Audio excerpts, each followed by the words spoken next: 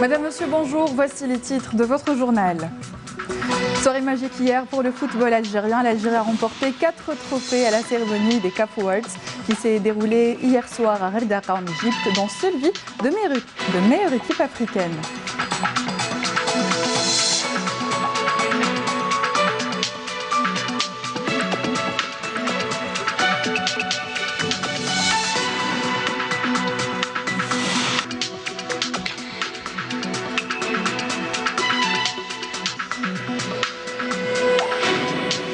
Également dans ce journal, décidé à jouer pleinement son rôle sur le plan régional et international, l'Algérie a entamé un marathon diplomatique pour proposer de nouvelles initiatives politiques en vue d'une solution à la crise libyenne.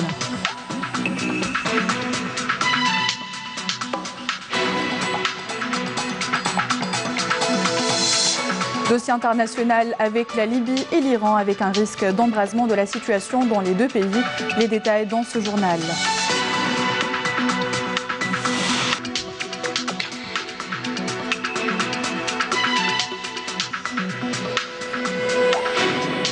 Et enfin, cap sur Béjaïa, plus précisément au cœur de la forêt domaniale de lac Fadou, pour y découvrir le sublime lac Noir, un plan d'eau de 4 hectares où la faune et la flore trouvent un habitat adéquat pour leur croissance. Bienvenue à tous. La redynamisation du rôle de l'Algérie au plan international, particulièrement dans le Sahel et en Afrique, avec la prise d'une batterie de mesures pour la protection de nos frontières et notre territoire national, est le signe d'un retour en force de l'Algérie sur la scène internationale. L'Algérie décide à jouer pleinement son rôle sur le plan régional et international. Un marathon diplomatique a été observé ces dernières heures. Flabraz. L'intensification ces derniers jours des efforts de la diplomatie algérienne à la faveur de concertation et de contacts avec plusieurs pays répond aux décisions prises lors du Haut Conseil de sécurité présidé par le président de la République Abdelmadjid Tebboune. Hier, et lors de l'entretien entre le président de la République et le ministre turc des Affaires étrangères, Mevlut Cavusoglu, les deux parties ont affirmé leur volonté de redynamiser les mécanismes de coopération existants et de mettre en place de nouveaux mécanismes favorisant une concertation stratégique de haut niveau. L'entretien a permis également de passer en revue la situation en Libye à la lumière de l'escalade des actes de violence pouvant être accentués par les ingérences étrangères. Par ailleurs, Abdelmadjid Tebboune a adressé une invitation à son homologue turc pour visiter l'Algérie, une invitation acceptée par Tayyip Erdogan et dont la date sera fixée dans les prochains jours.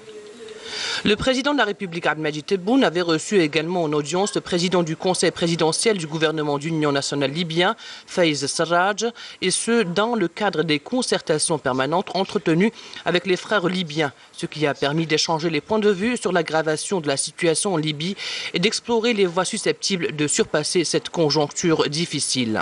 La position algérienne qui s'attelle à faire prévaloir la voie de la raison et de la sagesse est vivement appréciée par la communauté internationale, notamment par la partie allemande, qui, par la voix de la chancelière Angela Merkel, a adressé officiellement une invitation à l'Algérie en vue d'assister à la conférence internationale sur la Libye prévue à Berlin.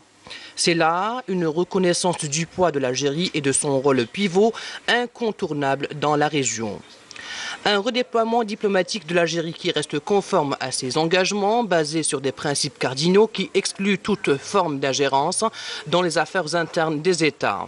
Ces principes de la diplomatie algérienne, le président de la République les a réitérés, tout comme il a réitéré l'engagement de l'Algérie à œuvrer à la préservation de la paix et de la sécurité dans notre région et dans le monde.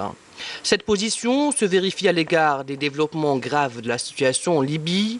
L'Algérie qui est restée à équidistance des parties en conflit, convaincue que le règlement de cette crise nécessite une solution politique et pacifique qui passe par un dialogue inclusif interlibyen.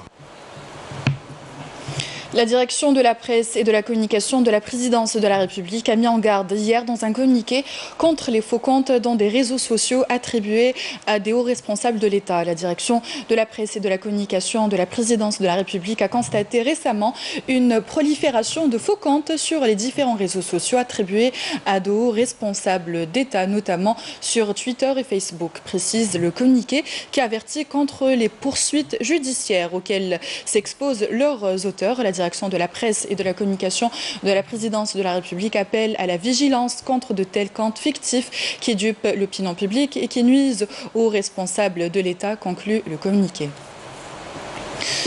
Situation qui prévaut en Libye maintenant avec la condamnation de l'Union européenne de l'ingérence de la Turquie dans le conflit en Libye et ce à l'issue d'une réunion à Bruxelles des ministres des Affaires étrangères de la France, de l'Allemagne, de l'Italie et du Royaume-Uni. Les Européens craignent que l'intervention militaire d'Ankara en soutien au gouvernement d'union nationale ne vienne envenimer la situation après que les forces du maréchal Haftar ont annoncé avant-hier, donc je disais, ont annoncé avant-hier s'être emparés de toute la ville de Sirte, porte stratégique de la Libye. Kelly Maïfa. Señor Borrell, por favor. Le chef de la diplomatie européenne, Josep Borrell, a condamné hier l'ingérence de la Turquie dans le conflit en Libye à l'issue d'une réunion à Bruxelles avec les ministres des Affaires étrangères de la France, de l'Allemagne, de l'Italie et du Royaume-Uni. Borrell et ses 4 homologues européens qui redoutent une accentuation de la crise sécuritaire en Libye se sont retrouvés en urgence pour évoquer la situation dans ce pays où le maréchal Khalifa Haftar poursuit son offensive ciblant Tripoli quelques heures à peine après l'annonce des forces de l'emport de l'Est du pays, soutenues notamment par l'Arabie Saoudite, l'Égypte et les Émirats Arabes Unis, de la prise de toute la ville de Sirte, port stratégique de Libye, jusque-là contrôlé par le gouvernement de Tripoli. La perte de Sirte qui représente un sérieux revers pour le gouvernement d'union nationale reconnu par les Nations Unies, dont les forces contrôlaient la ville depuis 2016 quand elles en avaient chassé le groupe État islamique après plusieurs mois de combat. La prise de position européenne sur la situation chaotique en Libye intervient à la veille d'une rencontre prévue en Turquie entre le président Recep Tayyip Erdogan et son homologue russe Vladimir Poutine. La Libye qui, selon l'Union européenne, représente non seulement un risque pour les phénomènes migratoires, elle est un risque également pour le danger du terrorisme. Et la Tunisie, pays frère, a réitéré hier son refus catégorique quant à l'utilisation de ces territoires pour une quelconque intervention et ingérence étrangère sur le sol libyen, avec qui elle partage 459 km de frontières. Une annonce faite par la chargée de communication de la présidence tunisienne, Rachida Naifar.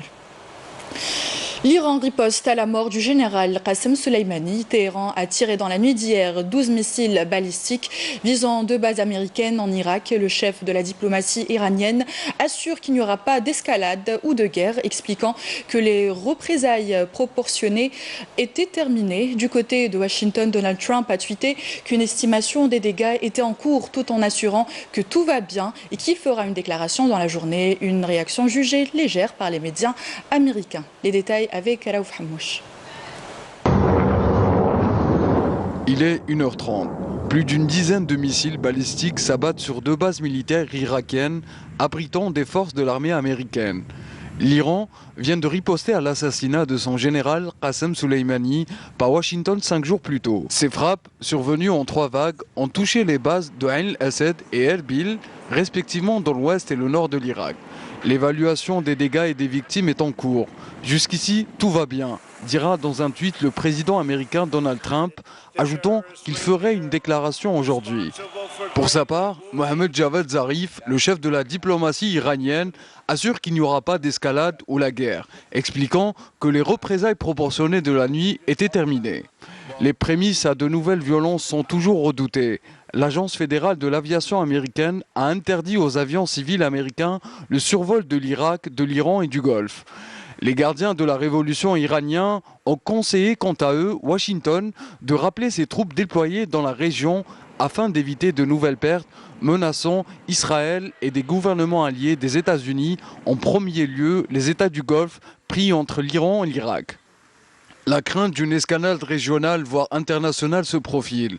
Ces raids iraniens font redouter une déflagration généralisée sur le sol irakien, voire une guerre ouverte entre Washington et Téhéran. Un Boeing 737 ukrainien s'est écrasé peu après son décollage ce matin à Téhéran, en Iran. Les 170 personnes à bord ont toutes été tuées dans la catastrophe. On compte parmi les victimes 82 Iraniens, 63 Canadiens et 11 personnes, dont 2 passagers et 9 membres de l'équipage qui étaient des Ukrainiens, selon le chef de la diplomatie ukrainienne, Vadim Pristaiko. Selon les premiers éléments émergents dans les médias iraniens, l'avion s'est écrasé sur le territoire de la ville de Shahriyar, à l'ouest de la métropole de Téhéran, et il aurait pris feu avant de se cracher.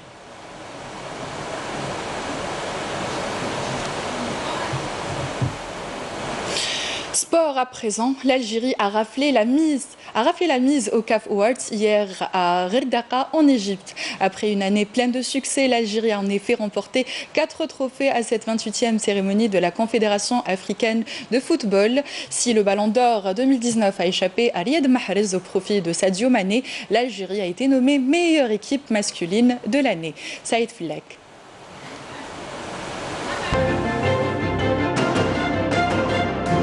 La cérémonie des CAF Awards qui s'est tenue mardi soir à Ouganda en Égypte a vu l'Algérie rafler 4 trophées. Ainsi, grâce notamment à sa brillante victoire à la CAN en juillet dernier, la sélection nationale a été primée meilleure sélection africaine de l'année. Un trophée amplement mérité au vu du parcours réalisé, quand on sait que les Verts n'ont pas connu la défaite tout au long de l'année écoulée. C'est le 3e titre de la sélection nationale dans cette catégorie après 2009 et 2014. Évidemment, le président Khaled Zetchi était tout heureux de recevoir cette distinction. En tous les cas, je suis très honoré aujourd'hui de représenter l'Algérie à cette cérémonie, très fier de ce trophée de la sélection algérienne et de son sacre à la dernière CAN. En tous les cas, je dédie ce trophée à tout le peuple algérien, en Algérie et en dehors de l'Algérie, et nous espérons maintenir le cap et rester à ce niveau pendant très longtemps. De son côté, le sélectionneur national Djamel Belmadi s'est adjugé le trophée de meilleur entraîneur africain de l'année, prenant le meilleur sur le Sénégalais Aliou Cissé et le Tunisien Mouine Chabani.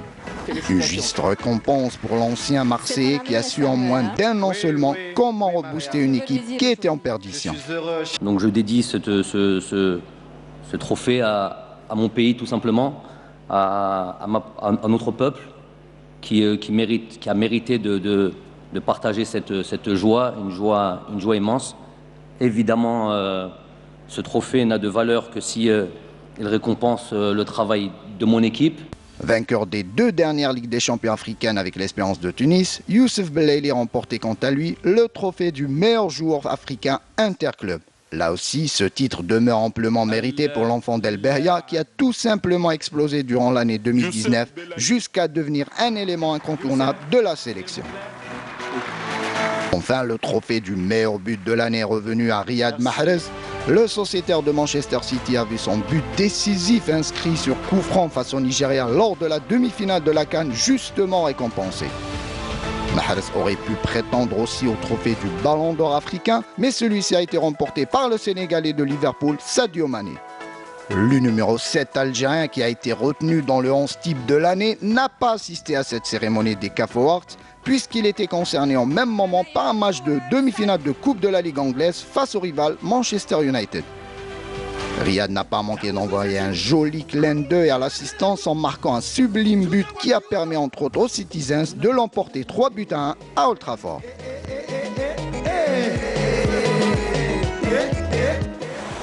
Félicitations aux Verts et à l'Algérie. Et puis notre envoyé spécial au Caire, Youssef Lezig, a rencontré le président de la FIFA, Gianni Infantino. Ce dernier n'a pas tari d'éloges concernant notre équipe nationale et sur les qualités de Riyad Mahrez. On l'écoute. L'Algérie, c'est le champion d'Afrique. Il ne faut pas l'oublier. Vous avez gagné le titre ici même en Égypte l'année dernière. Donc c'est un pays de football, un pays qui a constamment délivré au monde des très très grands joueurs et continue à le faire. Donc il y a un mouvement footballistique en pleine santé, en pleine forme, avec une fédération qui marche bien, avec mon ami Zetchi, mais avec les joueurs surtout qui font vibrer un pays. Et c'est ça qui est le plus important. On est tous fans de football. On est tous aussi un petit peu tombé amoureux de l'Algérie déjà dans les années 80, avec tous les grands joueurs qu'il y avait et les résultats importants que la sélection a obtenus. Donc je suis très content pour l'Algérie, mais laissez-moi dire aussi pour toute l'Afrique, parce qu'on voit que peut-être après une période un petit peu creuse, on est en train de montrer au monde que des très très grands joueurs proviennent de ce continent, et c'est pour ça que je suis très content d'être là ce soir. Une dernière chance, Président, par rapport au très joli but de Riyad Mahrez en demi-finale. Quel est votre commentaire? Je sais que vous jouez le foot dans... Non, mais bon, mais arrête, c'est une légende du football, alors qu'il n'a même pas encore terminé de nous montrer tout ce qu'il sait faire. C'est un tout grand, c'est un de ces joueurs. Il n'y en a pas beaucoup dans le monde. Un de ces joueurs pour lequel vous achetez le billet, pour lequel vous regardez à chaque fois qu'il touche la balle, parce que vous savez qu'il peut inventer quelque chose à n'importe quel moment. Voilà. Et qu'en est-il de l'entraîneur? Retour chez nous à présent, les métiers et les carrières d'avenir attirent les jeunes de nos jours à l'Institut de formation professionnelle de Bir Khadem de la wilaya d'Alger. À cet effet, l'inscription à la deuxième session qui a démarré le 5 janvier et qui s'étalera jusqu'au 15 février prochain accueille bon nombre de futurs stagiaires. Comptabilité, finance, informatique, couture ou encore coiffure y seront enseignés. À noter que la date de la rentrée de la deuxième session est fixée au 23 février prochain. Mriam Damis. Pour cette deuxième rentrée de l'enseignement et de la formation professionnelle, les intéressés sont déjà nombreux à s'inscrire auprès de l'Institut de formation de Bir Khadem afin de décrocher un diplôme qualifiant. Au niveau de ce centre, nous pouvons suivre des formations de techniciens supérieurs. C'est une réelle opportunité qui va nous faciliter l'intégration dans le monde du travail. Ces formations professionnelles sont très importantes pour les jeunes qui n'ont pas terminé leur cursus. Nous avons beaucoup de spécialités telles que la comptabilité, les finances, le marketing, l'informatique. En somme, des spécialités très demandées. D'autre part, plusieurs spécialités en esthétique, en coiffure et en couture connaissent un engouement de la part des nouveaux inscrits. Il s'agit de créneaux porteurs qui permettront aux futurs diplômés de créer leurs propres entreprises. Nous importons beaucoup dans le prêt-à-porter. L'idéal, c'est que nos stagiaires puissent réaliser leurs modèles et de créer leurs ateliers avec des produits de qualité made in Bledi. Les inscriptions pour des stages en formation professionnelle se poursuivront jusqu'au 15 février prochain.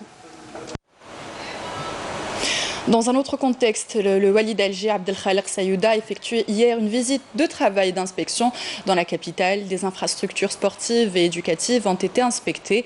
Et en marge de sa visite, le wali d'Alger a annoncé que l'année 2020 verra le lancement de plusieurs projets relevant de différents secteurs.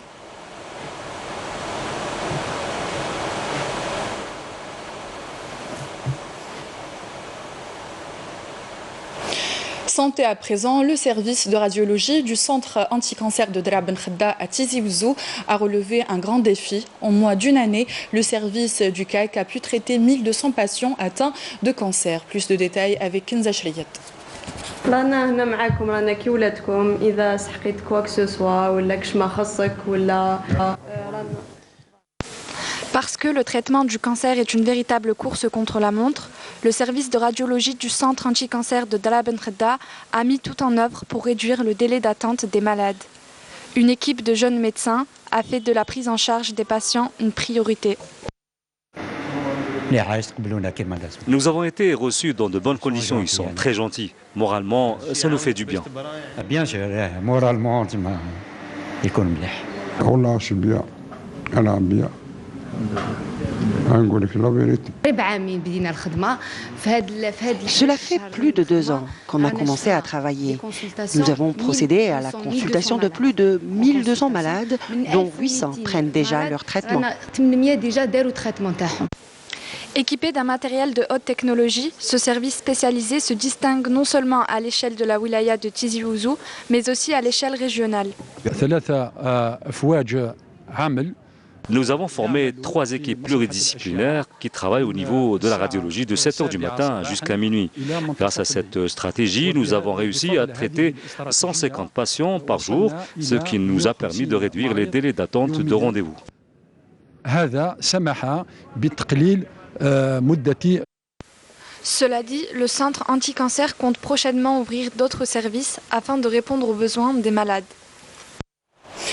L'opération de remplacement des sacs en plastique par des sacs en papier a débuté. Plus de 50 000 sacs ont déjà été distribués aux boulangeries. Mriem Damis a accompagné hier une des équipes du ministère du Commerce chargée de la distribution, mais aussi la sensibilisation contre les dangers du plastique. Reportage.